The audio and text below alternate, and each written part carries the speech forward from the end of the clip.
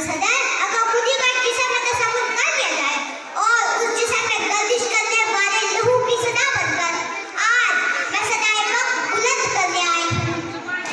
दियारे इश्क में अपना मुकाम पैदा कर, दियारे इश्क में अपना मुकाम पैदा कर, नया जमाना नए सुबह शाम पैदा कर।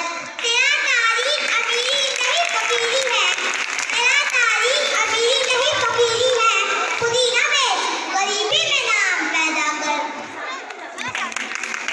आप बच्चों को क्या चुप कराएंगे? सोचने वाला ने बहुत कुछ सोचा होगा, लिखने वाला ने बहुत कुछ लिखा होगा, मगर सच तो ये है कि खुद ही को ना कोई पा सका, ना कोई आशिकां कर सका।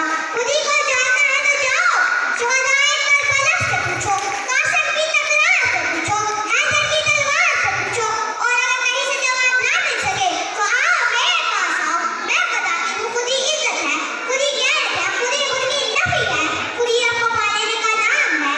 नजर आए मैं आपको मालिक ले जाऊं कि जहाँ मुसलमान खुद ही से भरपूर इस्लाम का परचम उठाए वो बड़े तो फटते ही चले।